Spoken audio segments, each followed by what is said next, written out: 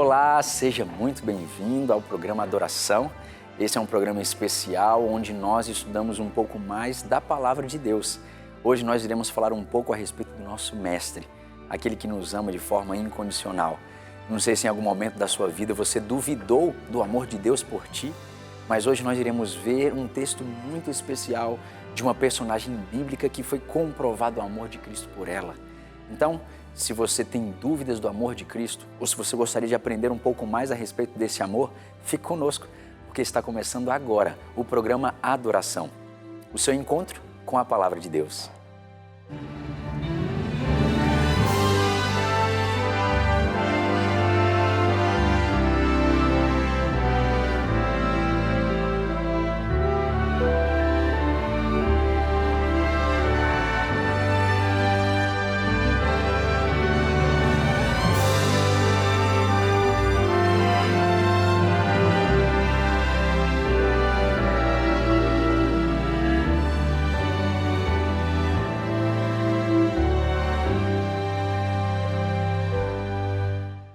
Maravilha! Obrigado por continuar conosco nesse programa que certamente será uma bênção na tua vida.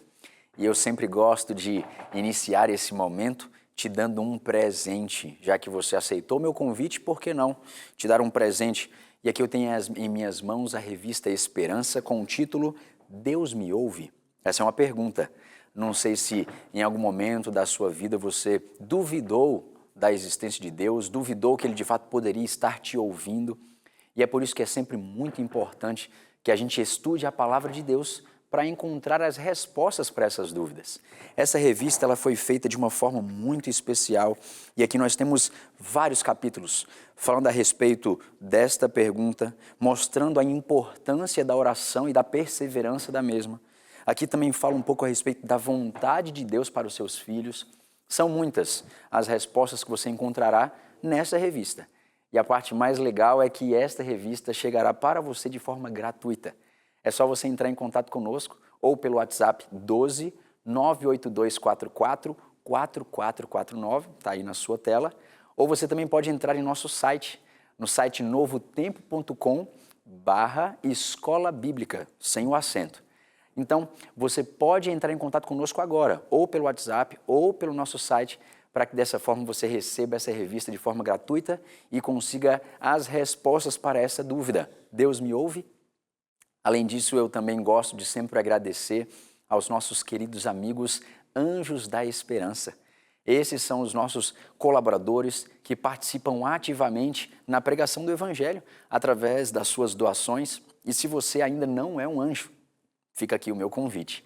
É só você entrar em contato também conosco e você pode ser um doador com aquilo que você pode. Através das suas doações, nós podemos preparar cada uma dessas revistas. Nós, com as suas doações, podemos enviar essas revistas para diferentes lugares de todo o Brasil e você pode ser um agente de salvação. Então, se você tem o desejo, entre em contato conosco para se tornar um anjo da esperança e fazer parte dessa grande família, a família da Rede Novo Tempo. Muito bem, ditas estas coisas, eu vou me aproximar aqui novamente da minha Bíblia. Você já está com a sua Bíblia em sua mão? Você já pegou a sua palavra aí poderosa? É sempre aqui que a gente responde às nossas dúvidas, é sempre aqui que a gente ouve o nosso Mestre falando conosco. E eu quero convidá-lo a abrir a sua Bíblia no Evangelho de João. Não sei se você se recorda, mas no Novo Testamento nós temos alguns evangelhos, Mateus, Marcos, Lucas e João, mas o Evangelho de João ele tem algumas peculiaridades, diferentes de Mateus e Marcos e Lucas. E a gente vai ver um pouquinho a respeito deste evangelho hoje. Mas antes de a gente começar a nossa leitura, eu sempre gosto de te lembrar que a gente não pode abrir a Bíblia sem falar com o nosso Deus. Então, como você estiver e onde estiver, feche os seus olhos para convidá-lo a estar conosco, porque sem ele nós não iremos compreender o texto sagrado. Então, vamos orar? Querido Pai, nossa gratidão a Ti, porque hoje temos o privilégio de mais uma vez estarmos em Tua presença, em mais uma vez podermos estudar a Tua santa palavra e nós precisamos de Ti para compreendê-la. Então, por favor, Pai, esteja conosco, me use como um instrumento em Tuas mãos, para que as palavras saiam do Teu próprio Espírito Santo, para alcançar a cada um dos corações que estão aqui conosco. Nos abençoe, é o que nós te pedimos, em nome de Jesus. Amém. Maravilha! Como eu mencionei, nós iremos hoje estudar um pouco de um trecho que está no Evangelho de João. E eu quero te convidar a ir lá para o capítulo 20. Nós vamos estudar um trecho já final da história de Jesus aqui na Terra, um encontro que ele tem com alguns personagens. Mas antes disso, eu gostaria de mencionar algumas informações interessantes a respeito do Evangelho de João. O Evangelho de João, ele foi escrito cerca de depois de 30 anos que os outros evangelhos haviam sido escritos. O autor deste evangelho já está aí no próprio título, João. João já era um rapaz idoso, era o último dos evangelistas, o último dos discípulos que ainda estava vivo, e agora ele, impressionado pelo Espírito Santo, ele agora começa a apresentar novamente histórias, episódios que foram marcantes em sua vida a respeito da vida de Jesus. E estas histórias que ele escreve, elas têm um objetivo e uma ênfase ainda maior de responder às ameaças que estavam atacando a igreja. Os crentes, eles precisavam de um quadro vívido do Salvador que lhes fortalecesse a fé nas grandes verdades do Evangelho. E é interessante observarmos que o Evangelho de João, ele dá um foco muito maior na encarnação de Jesus, na divindade de Jesus, em Jesus como homem e na sua vida perfeita e, por final, a morte expiatória dele em nosso lugar e a gloriosa ressurreição e a promessa do seu retorno. Basicamente, esses são os temas principais que estão inseridos no Evangelho de João. Só que, além de cada um desses temas, como eu disse, o objetivo de João também era de promover respostas para os ataques que a igreja estava recebendo naquele período. E o gnosticismo era uma teoria, era um grupo de pessoas que não acreditavam que de fato Cristo era o Filho de Deus, que ele era um Deus e havia sido encarnado. Eles acreditavam que talvez Jesus havia entrado dentro de um homem, mas isso não é real. E é por isso que ele agora começa a escrever a respeito deste Messias, deste Cristo divino que veio a este mundo para nos dar a salvação. E não sei se você se lembra, mas os primeiros versos do livro, do Evangelho de João, fala a respeito de um verbo. Lembra do verso clássico que abre essa carta, esse Evangelho? O verbo, no princípio era o verbo estava com Deus e o verbo era Deus. Essa palavra, ela consegue preencher a respeito da pessoa de Cristo, sendo aquele tão poderoso que esteve no princípio, que através da sua palavra todas as coisas passaram a existir. Além disso, ele também quebra uma corrente filosófica que existia naquele período, mostrando que este verbo é poderoso. Este verbo é, de fato, o próprio Deus encarnado. Então, a gente consegue observar várias evidências no livro, no Evangelho de João, a respeito do poderoso Mestre Jesus. Beleza, nós já temos agora um panorama de fundo a respeito desse evangelista. Nós já entendemos quais objetivos que ele tinha ao escrever este evangelho, mas ele traz alguns detalhes que os outros evangelistas não trouxeram. E é por isso que eu pedi para você abrir a sua Bíblia no capítulo 20, porque ali é apresentado um episódio logo após a morte de Jesus. Imaginem o contexto em que os discípulos que sonhavam e idealizavam com um Messias que viria, que traria salvação, mas mais do que isso, tudo que eles mais desejavam é de que Jesus pudesse se tornar rei, que eles pudessem ter posições elevadas e poderosas diante das outras pessoas, que eles pudessem acabar de uma vez por todas com o reino de Roma que estava oprimindo o seu povo. Só que Jesus não havia vindo com esse objetivo. Ele havia repetido várias e várias vezes para os discípulos e para as multidões que estavam com ele, que o seu objetivo era de vir e ele precisaria morrer e sofrer. No terceiro dia ele seria ressuscitado e voltaria ao Pai. Só que, infelizmente, os discípulos, cegos com os seus desejos e as suas intenções em seu coração, eles se esqueceram daquilo que Jesus havia dito. E isso já nos traz uma primeira lição. Muitas vezes, quando nós alimentamos um desejo dentro de nós, quando nós alimentamos uma ambição para o nosso futuro, nós corremos o risco de nos afastarmos do texto bíblico, da vontade divina. Vocês se lembram daquele episódio que Jesus repreende Pedro falando que era Satanás que estava o usando? Porque naquele contexto ele está falando que Jesus não poderia morrer, ele não aceitava ver a ideia de Jesus sendo oprimido. Só que quando nós deixamos que a vontade de Deus seja soberana em nossa vida, nós corremos o risco de irmos contra a vontade de Deus para cada um de nós. Só que esse é o contexto. O capítulo 20, ele se inicia na madrugada do domingo. Na madrugada do dia após a morte de Jesus, depois do seu descanso. Imagine como estava o coração dos discípulos. Imagina como estava o coração de todos aqueles que acompanharam Jesus, que aquele que viria para ser o seu libertador, o seu salvador, estava morto. Mas o primeiro verso do capítulo 20 menciona uma personagem, Maria Madalena. Olha o que diz aqui. Na madrugada do primeiro dia da semana, sendo ainda escuro, Maria Madalena foi ao sepulcro e viu que a pedra fora removida da entrada. Olha que interessante. No primeiro capítulo que menciona aí após a morte de Jesus, o contexto em que está inserido, a primeira personagem é Maria Madalena.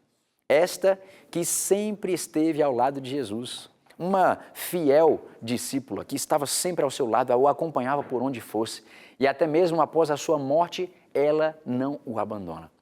E ela vai ainda de madrugada para o sepulcro, para cuidar do corpo de Jesus. Ela sempre teve esse zelo, esse amor por aquele que trouxe salvação para a sua vida. Maria Madalena, aquela que antes era uma pessoa que estava à deriva da sociedade, às margens da sociedade, era rejeitada, mas Jesus vê nela valor, vê nela apreço, amor, carinho. Eu não sei se eu estou falando aqui com uma pessoa que se sente abandonada, rejeitada. Eu não sei se existe alguém que esteja me ouvindo nesse momento que acredita que ninguém a ama. Eu quero dizer para você que assim como Maria Madalena, houve salvação para ela, há salvação para ti também. Da mesma forma que para Maria Madalena, Jesus amava, cuidava dela, estava presente ao lado dela todo o tempo, Jesus também está ao seu lado, em todos os momentos da sua vida. E a resposta a esse amor é descrito aqui na vida de Maria Madalena. Ela agora vai ao encontro de Jesus, mesmo no sepulcro. Só que ela percebe que a pedra está removida. Está aberto aquele espaço onde estava o corpo de Jesus. E mais à frente, quando ela observa essa cena, ela corre no verso 2 e vai ao encontro de Pedro e João. E ela grita para eles falando, tiraram do sepulcro nosso Senhor e nós não sabemos onde o colocaram. E agora, nos versos 3 até o verso 8, Pedro e João, eles saem correndo ao encontro daquele espaço, daquele sepulcro. E aqui os detalhes que aparecem é de que, de fato, eles viram aquilo que havia acontecido. Só que eles não acreditaram em tudo aquilo. Nos versos 6, primeiro menciona que Pedro foi até o sepulcro, viu no chão os lençóis e o lenço que cobria a cabeça do Senhor, só que ele sai daquele local. Já no verso 8, aparece agora a imagem de João. Ele entra também naquele ambiente que chegara primeiro ao sepulcro e ele vê e ele crê. Essas duas expressões, elas aparecem aqui, mostrando que, além de eles terem visto, e aqui agora falando a respeito do evangelista João, do discípulo João, o discípulo amado, ele não apenas vê, mas ele crê. As coisas ainda estão difíceis de serem compreendidas. Eles ainda não sabiam o que havia acontecido, até porque eles tinham se esquecido das palavras de Jesus. Eles estavam decepcionados e tristes porque eles não se lembravam que Jesus havia dito que ele iria morrer, mas também iria ressuscitar. Só que Jesus não está aqui nesse ambiente. E em seguida, mesmo não compreendendo, e no verso 9 é dito, eles não compreenderam tudo, mas no verso 10, eles voltaram para a sua casa. E o que acontece com Maria? Maria estava em todo esse contexto, mas no verso 11 é dito, Maria, porém, ficou ali, chorando junto à entrada do sepulcro. Maria, ela não aceitava a ideia de que o seu Messias não estava ali, que o mestre que havia salvo aquela mesma mulher, ele não estava mais naquele ambiente. Ela está desesperada e ela chora, ela está em prantos naquele contexto. E aí no verso 11 ainda é dito, enquanto ela chorava, ela se abaixou para olhar para dentro do sepulcro. E no verso 12, ela viu 2 anjos vestidos de branco, assentados onde estivera o corpo de Jesus, um à cabeceira e o outro aos pés. No verso 13, um dos anjos, ele agora se vira para Maria e pergunta: mulher, por que choras? E ela respondeu: levaram o meu Senhor e não sei onde o puseram. Verso 14, tendo dito isso, voltou-se e viu a Jesus, ali, em pé, mas ela não percebeu que era Jesus. Vamos fazer uma pausa aqui, em alguns detalhes que o texto nos apresenta. Primeiro, é muito legal ver como a Bíblia ela tem uma intertextualidade. O que seria isso? As ligações que um texto faz com outro texto. E aqui nós vemos que a semelhança de Maria Madalena, um outro personagem que também não aceitou sair daquele lugar sem antes receber a sua resposta que tanto desejava, é a história de Jacó. Você se lembra, na sua luta que ele tem com o Senhor, em impedir que a bênção viesse sobre ele? Ele não aceitaria uma resposta negativa. E ele fica ali uma noite inteira lutando contra o anjo, desejando que a bênção viesse sobre ele. Semelhante a Jacó, agora nós vemos a imagem de Maria, que ela, em prantos, mesmo depois que os discípulos vão embora, ela não aceita sair dali sem conhecer o que aconteceu com o seu mestre Jesus. E ela fica ali chorando incessantemente, e mesmo se deparando com 2 anjos, a sua aflição é tão grande que ela nem consegue distinguir que ali são 2 anjos. Mas ela fala com eles: eu estou desesperada porque eu quero saber onde está o meu Senhor. E aí no verso 14 aparece o personagem que ela tanto deseja. Aqui no verso 14, tendo dito isso, ela se volta e vê a Jesus. Só que quando ela olha para Jesus, o texto diz que ela não percebeu que era ele. E a gente não tem descrições e respostas para a razão para ela não ter compreendido e identificado que de fato ali era Jesus. Talvez pelos seus olhos estarem cheios de lágrimas, ela não conseguiu identificar. Talvez por ela estar ali imersa na sua tristeza, no seu sofrimento, ela não identificou quem seria aquele personagem. E aí Jesus pergunta para ela: mulher, por que choras? Lembra que a mesma pergunta que os anjos fazem para ela um pouco antes? E aí ele continua: a quem você está procurando? Pensando ela se tratar de estar conversando com apenas um jardineiro naquele lugar, ela responde: Senhor, se tu o levaste, diz-me onde o puseste e eu o irei buscar. Ela não sabia onde ele estava, mas ela queria estar na presença do mestre. Mesmo morto, ela queria continuar cuidando dele, porque talvez fosse essa a única forma dela expressar a gratidão que ela tinha por Jesus. Só que agora algo bonito acontece no verso 16. Jesus se volta para ela e fala: mulher, Maria. No momento em que ele diz Maria, o verso diz, ela voltando-se para ele, disse em hebraico, Rabone, que quer dizer mestre. Em outras expressões, grandioso. Essa expressão era usada apenas para aqueles que eram os líderes daquela época. Quando ela se volta para olhar quem é que está falando com ela, é como se as escamas dos seus olhos estivessem caindo, semelhante àqueles 2 homens ali no caminho de Emaús que estão conversando com Jesus e também não identificam que aquele de fato é o Messias. Agora Maria Madalena se volta para trás e olha, mestre. Maria Madalena, ela conhece a voz do seu pastor. E mais uma vez, algo interessante no texto, a intertextualidade, lembra que eu mencionei? Esta é uma ligação com uma outra passagem bíblica que está em João no capítulo 10. O capítulo 10 do Evangelho de João mostra a imagem de Jesus como o bom pastor. E ali apresenta várias características do bom pastor. O bom pastor conhece as suas ovelhas o conhecem pela sua voz. Olha o que acontece aqui. Apenas no momento em que Jesus a chama pelo seu nome, ele sabe quem é aquela moça, ele sabe quem é aquela menina que está ali, aquela mulher, ele sabe o que está no seu coração, a sua aflição, e ele a chama Maria. E a resposta dela de imediato é mestre. Ao mesmo tempo em que ela está aliviada, realizada em se encontrar com o seu Senhor, Jesus agora responde algo inusitado. Eu não sei como é que seria a sua reação em se encontrar com aquele que você tanto desejava ver. Só que aqui no verso 17, Jesus diz: não me detenhas, pois ainda não voltei ao Pai, mas vai ter com os meus irmãos. E diz-lhes: eu volto para o meu Pai e vosso Pai, o meu Deus e o vosso Deus. Queridos, eu não lembro se você se recorda da importância que existia nos sacrifícios lá no Antigo Testamento. Não sei se você recorda da importância dos sacrifícios que aconteciam diariamente ali no santuário. Você se lembra da importância e do sentido, do significado que existia ali? Se você tem dúvida, eu quero te convidar a abrir a sua Bíblia lá no livro de Levíticos. Levítico, no capítulo 1, começa a explicação de como deveriam ser feitos os seus sacrifícios. E se você ainda não sabe quais eram os simbolismos que existiam por trás de tudo isso, o cordeiro precisava ser morto todos os dias, pela manhã e pela noite, para que, através do seu sangue, aquela pessoa que estivesse ofertando pudesse receber o seu perdão. Nesse contexto, todos os dias eles precisavam apresentar um holocausto, uma oferta para o Senhor, para que o Senhor pudesse perdoar essas pessoas.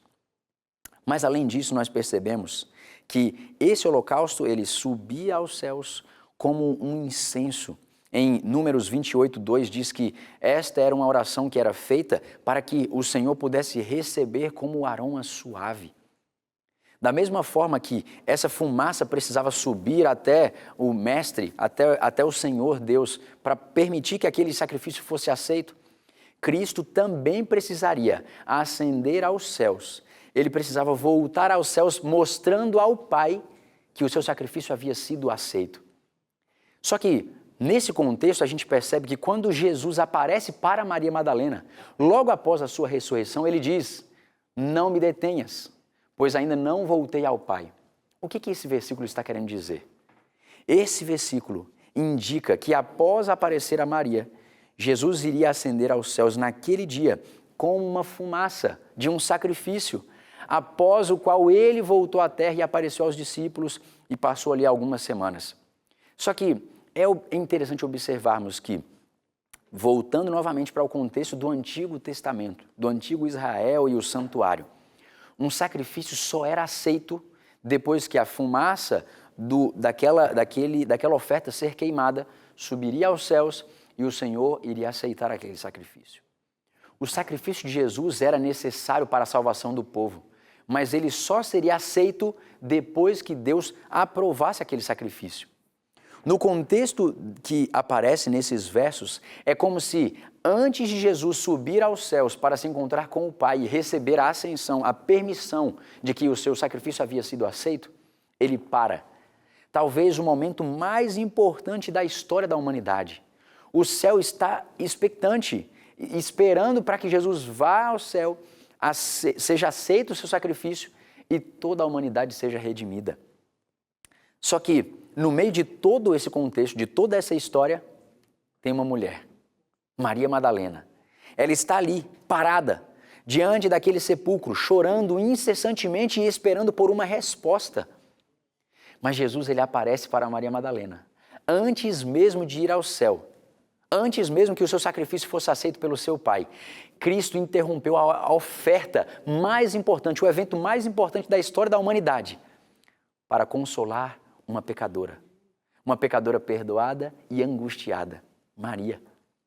Ao contrário dos discípulos de Jesus, da sua própria família, dos líderes religiosos daquela época, Maria entendeu que a missão de Cristo na terra era de salvar pecadores como ela, a mais fraca dos fracos.